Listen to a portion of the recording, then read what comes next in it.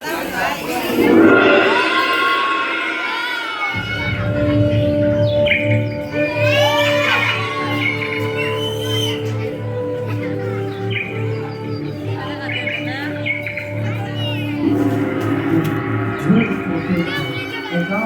में इजराइल में रहते थे। उसकी दूसरी तरफ इजराइल जिसके राजधानी में थे, जो बहुत ही शक्तिशाली और क्रूर में उभर रहे थे। इजराइल के लोग उनसे बहुत ही डरते थे। एक दिन जोना ऐसे ही बैठा हुआ आकाश की ओर देख रहा। तभी परमेश्वर ने जोना से कहा, जाओ और निनिवे भरे नगर में प्रचार करो, उनकी दुष्टता मेरे सामने आ चुकी है और मैं उन्हें चेतावनी देना चाहता हूँ।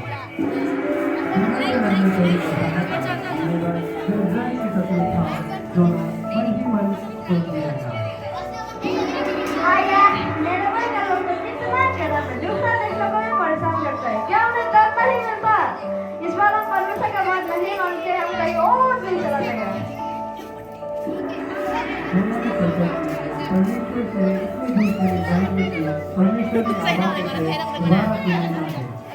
अपने घर को छोड़ दिया और बंदर दरवाजे पर चला गया।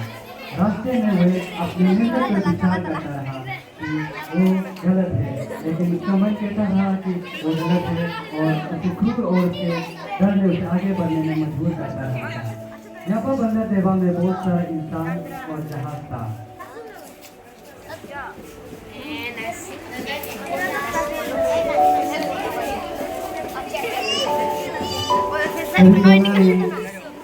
यहाँ पर बंदर देवा के नाविकों को किराया दिया और जहाज को बहुत सारे तूफान आ गए और आकाश काला और बादल फटने लगे।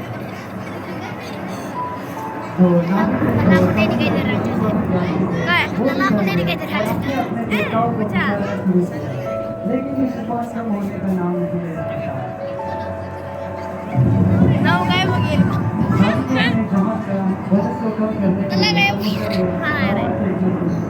आकाश के बोले और पक्षी नदी गायब हो गए।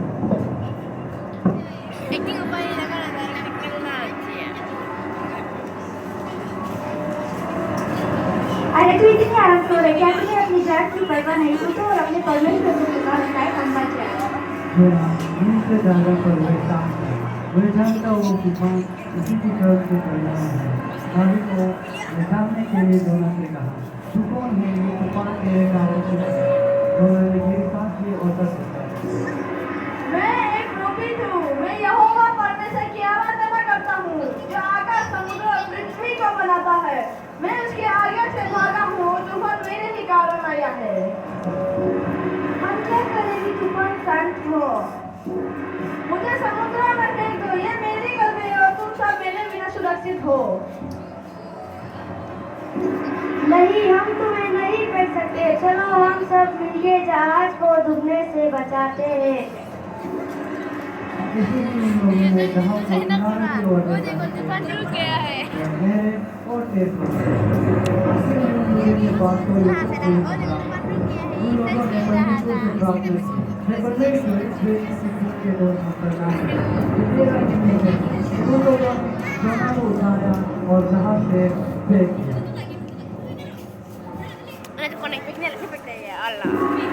वो देखो, तूफान रुक गया है। वो सच कह रहा था, हे यहोवा परमेश्वर, हम तुम्हारी आराधना करते हैं। जोना जो समुद्र की गहराइयों में फंस चुका, इसका मरना निश्चित था, पर परमेश्वर ने उसका पीछा न छोड़ा और एक विशाल सा मछली को भेजा।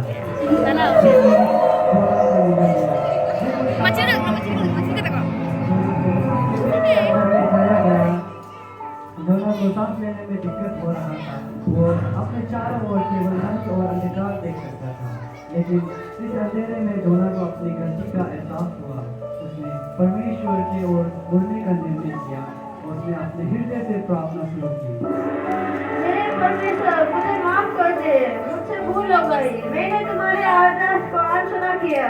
मुझे बचा ले, मैं तुम्हारे आदेश को मानूंगा।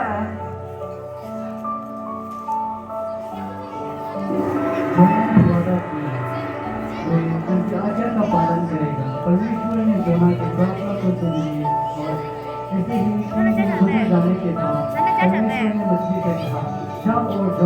किनारे की ओर छोड़ा। बघो मजा करत आहे. ओय जोना जोना जोना ने जब आंखें खोली तो समुद्र के तट पर थे। सूरज की किरणें उस पर पड़ रही थी और समुद्र की हल्की लहरें उस पर पड़ रही थी। वो जीवित था, वो परमेश्वर का चमत्कार था। जोना ने घुटनों के बल बैठकर यहोवा परमेश्वर से धन्यवाद कहा। जोना अभी भी थका हुआ था।